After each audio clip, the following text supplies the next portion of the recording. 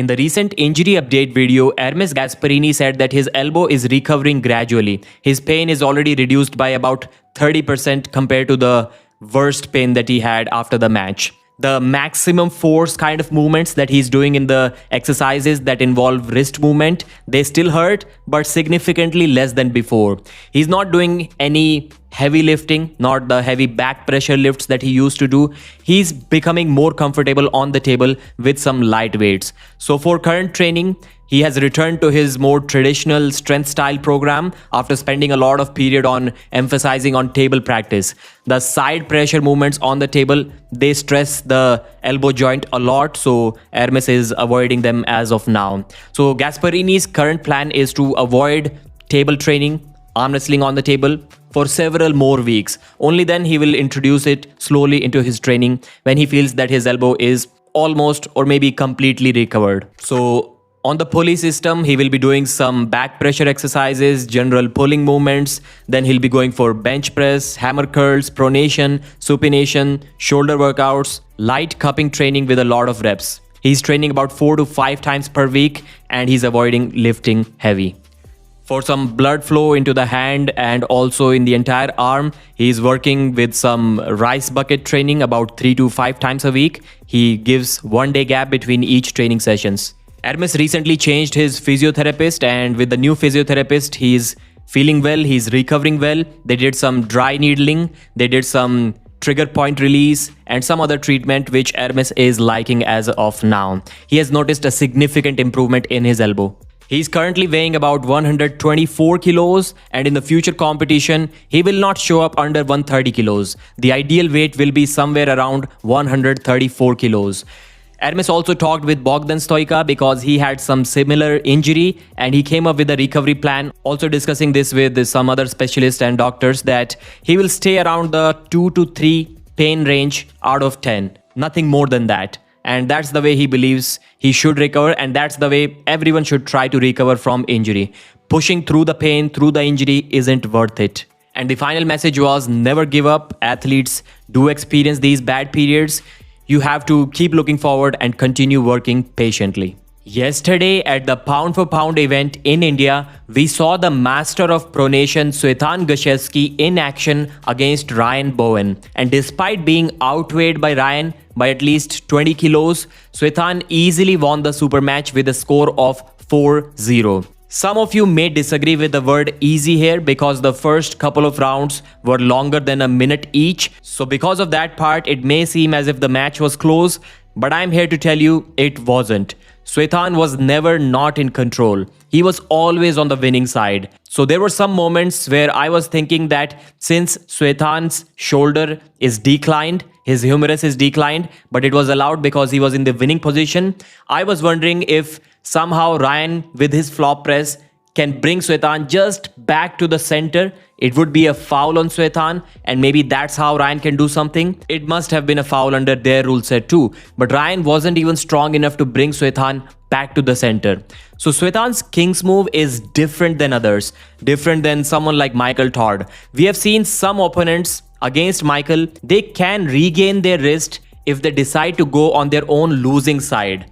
Hermes Gasparini was doing that many times against Michael Todd. But against Svetlana, if you lose your wrist anywhere on the table, it is over. You're not going to get it back. No matter how far towards your own losing side you decide to go, you cannot recover your wrist. I haven't really seen anyone do that. And unlike many other traditional King's movers who take your wrist when you go for the attack, Svetlana will take your wrist anywhere and everywhere on the table. So at the age of 54 or 56, I'll check how old Svetlana is. He may very well be the oldest world champion at this moment. Since Todd Hutchings lost his title and Michael Todd is about 53 or 54, I think if Svetlana gets the opportunity at East versus West, which he won't because he's banned by WAF, I think he has a chance to defeat Arthur Makarov. It's definitely not impossible. In some of the other matches, Siddharth Malakar from Assam lost to James Wall. James has a pin over RVJ a couple of years ago. So Siddharth, not even being top 5 in India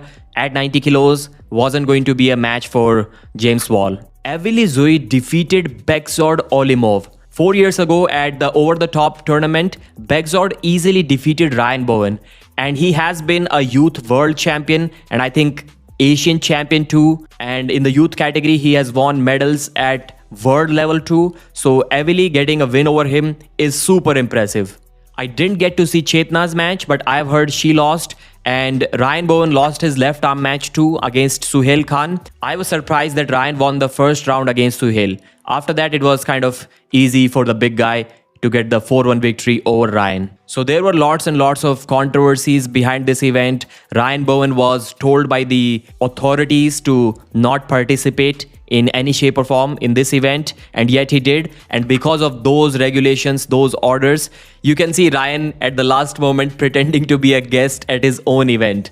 He was like, I have been invited at the pound for pound event. Thanks to Chetna for inviting me as the special guest here. And then as soon as the event was over, in the comments, Ryan was immediately like, the last 3 days were so exhausting. I was organizing the event. I couldn't sleep even once. So it was kind of confusing whether he's the organizer or the guest there. But somehow Ryan did manage to arm wrestle there. Now we have to wait and see what impact this event is going to have over the arm wrestlers that participated there. Because Ryan Bowen has been banned by WAF, Svetlana Gashevsky has been banned by WAF, and many of these arm wrestlers who competed there who were not banned until now, I'm guessing they will also be banned in the future. So let's see how many of these guys compete at the World Championships in October and how many of these guys compete in the Season 3 of Pro Punja League in December this year. Is Ryan Bowen going to get into some trouble for violating his tourist visa regulations and organizing this event? Let's see. Kamil Jablonski is calling out Georgi Svetkov. He is promoting his upcoming match through his Instagram videos, but he has already started his journey to Levan. Is he not taking the Bulgarian Georgi seriously? Does he really think that the match is going to be that easy? Stylistically, it's a good match for Kamil, and if he believes that he's the one in line to get a shot against Levan, then obviously he may not be taking Georgi that seriously. Step 1 is obviously Georgi Svetkov, step 2 is Hermes Gasparini, and finally he will be going for Levan Saginashvili. Ibrahim Sagov was recently seen curling this heavy taped up dumbbell. Many arm wrestlers do like to do these exercises, especially the inside arm wrestlers, the hookers and pressers. The top rollers also do this movement, but they do it in a hammer curl motion rather than a regular bicep curl motion. Manifester was also Preacher curling this 61 kilo dumbbell, and it looked like he's almost about to dislocate his shoulder or dislocate his elbow or break his arm, or something bad was about to happen, but nothing did because, I mean, he's the Manifester. He's the 85 kg world champion. Bashagan is going to have a world title opportunity against Daniel Prokopchuk soon, and he is also one of a kind athlete. I mean, just look at him doing these one-arm pull-ups on this exercise. I don't even know what you call that, but it is seriously, seriously impressive. Maxim Polishchuk, the Ukrainian from Dubai, he has found this new niche with these scripted videos where he's destroying the bodybuilders, and one video went viral, then he tried another one, and I think that is also probably going to get viral. The first one has 3.6 million views and the second one has 285,000 views as of the time I'm recording this. Georgian arm wrestling page uploaded a couple of clips. In the first one, we can see the two Davids, David Samusha versus David Arabuli, and Samusha is attacking hard on David Arabuli's bicep. I was expecting Arabuli to be a little bit overwhelming when he's arm wrestling Samusha because he's a much bigger guy. I think he outweighs him by at least 10-15 kilos, but Samusha is like the number 2 guy in the world at 85 kilos, and it's just a practice, so we don't really know how tired Samusha or Arabuli was. And Arabuli, even though he's getting pinned here clearly, but he has a smile on his face, so maybe he still has a little bit more left in the tank. And the other video was some left arm action between Irakli and Gocha, some right arm action too, and Luka Sinadze was able to pretty much pin Irakli's left arm, and that explains how Matt Mask was also able to beat Irakli's left. We got Valai Chikiti here, Luka Sinadze, so tons and tons of talent. Samusha is also there, so it must have been a great practice. Look at Irakli's bicep on the left arm, he is just amazing. Schoolboy tried Devon Larrett's hook training exercise, and not surprisingly, he wasn't able to lift as much as Devon Larrett. And I think Devon did it with a better form too, more than 80 kilos.